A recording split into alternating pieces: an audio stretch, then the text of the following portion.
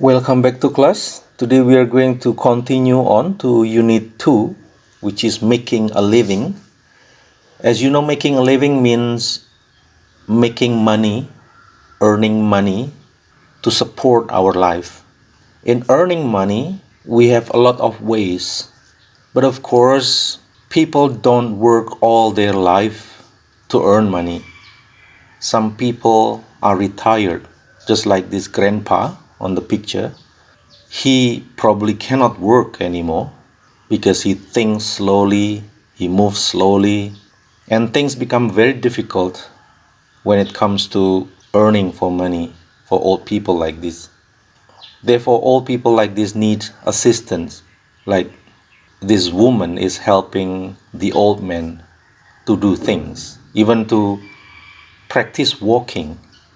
And then in picture B, you see there is in an operation room, I think, is a doctor in an operation room.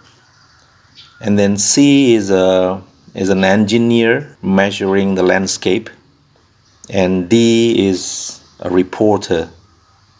Many kinds of work that we can do. Oh, here are the jobs that we just discussed earlier. Journalist, and I said reporter. Civil engineer is one is. Social worker, probably this woman over here. Well, I mean, probably she's doing a volunteer work.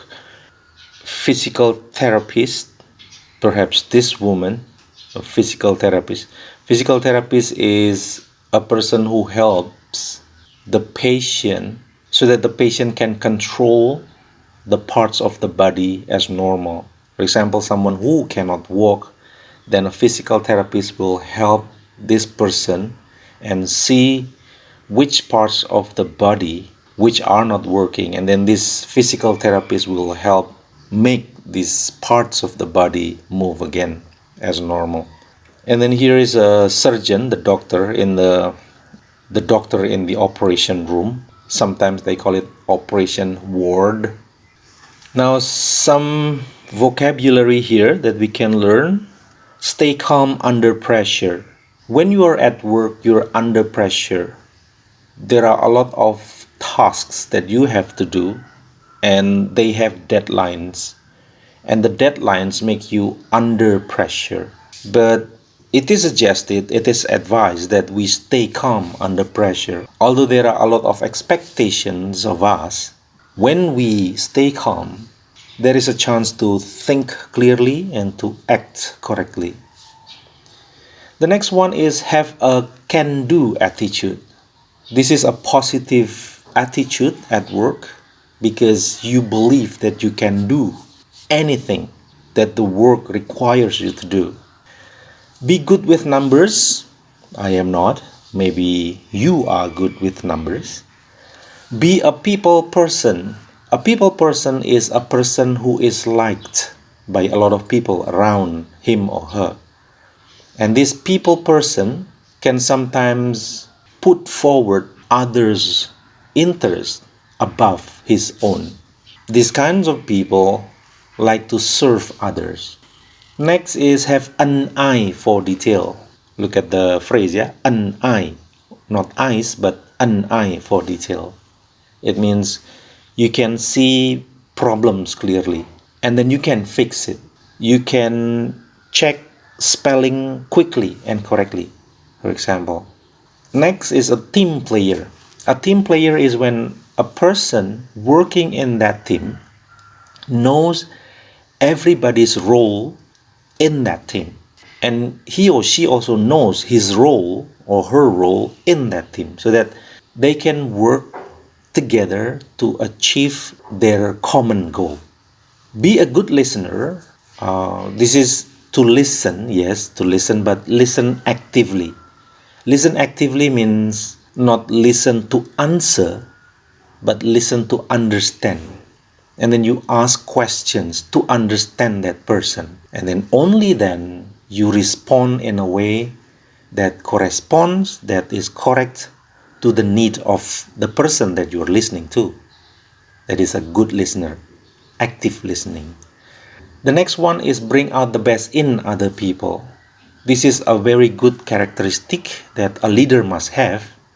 When the leader has a lot of subordinates, and every subordinate has their own strengths and weaknesses, but a good leader see how to make that person perform the best and then get or bring out the best of that person.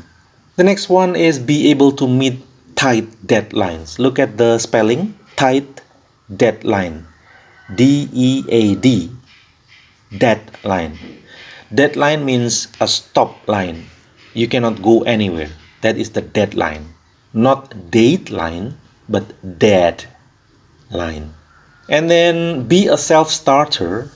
A self-starter is when you know what you need to do, and without the order or instructions from anyone, you know what to do, and then you do it without anyone's instruction. You know the need of the team, and then no one is doing that need, then you do it. That is a self-starter. You don't wait for instruction. Here is the reading, the article. I'm going to read, and then please listen to my pronunciation, and then you can ask some difficult words in this reading article. Work, the daily grind we just can't do without. Work may sometimes drive us crazy, but when we don't have it, we miss it. We miss it, we want it, and perhaps we even need it. Everyone wants to be valued, and a salary is proof that we matter. Not any job will do, however. Housework and volunteer work tend to be seen as non-jobs. In our work-centered culture, a real job means paid employment. Being paid for a job is better for our self-esteem too. Of course, we would also prefer work to be useful and interesting as well. But you don't have to enjoy your job to get psychological benefits from it. According to some experts, completing even unenjoyable tasks at work contributes to our sense of well-being. The obligation to be in a particular place at a particular time and working as part of a team toward a common goal gives us a sense of structure and purpose that we find difficult to have on our own. For a lot of us, the workplace has also taken over from the community as the place of human contact. For most of us, work often functions as a social club, an information network, and an informal dating agency. Many of us are even job addicts without realizing it. When we can't work for whatever reason, we show signs similar to real addicts who are deprived of their fix. We become irritable and lethargic. Among newly retired men, death rates increase significantly in the first 6 months after leaving the workforce.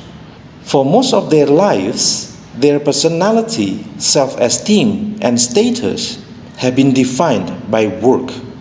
Without it, they can lose their appetite for life. Life wasn't always so driven by employment, however. Work in the pre-industrial age was task-oriented, not time-structured, focusing not on money but on tasks necessary for survival. Whole communities worked together, so there was less division between work and free time. The Industrial Revolution radically changed how people worked. Suddenly, work was no longer structured by seasons, but by the clock. Work was separated from the rest of life and began to provide money rather than food and goods. More recently, the revolution in information technology has again changed the nature of work and employment. The workplace itself may become unnecessary. Millions of employees now work from home, keeping in touch via email and phone. Many employers say that working remotely improves productivity as workers are happier and waste less time commuting. There are downsides, however, as workers lose touch with the workplace and people there. We will undoubtedly have to accept that the nature of work has changed and will continue to do so. After all, we were conditioned into accepting the 9 to 5 working day, and there is no reason why we can't be conditioned into accepting something else. For example, this article was written at home in the country during bursts of hard work interspersed with periods of inactivity. Perhaps that's the natural work rhythm to which we will return. Now, after we read and discuss about the article, you can try to answer these questions. Read the article again, mark the statements true or false, and then you can send your answers to Telegram and then we discuss our answers. The next exercise is vocabulary, verb phrases about work. Discuss the difference in meaning between the underlined verb phrases in the sentence pairs. We are going to read these verb phrases and discuss in our Telegram. Then you can do exercise 6A, complete the questions with the correct form of the phrases in exercise 5. Alright, so I think that's about it for today. Thank you for watching.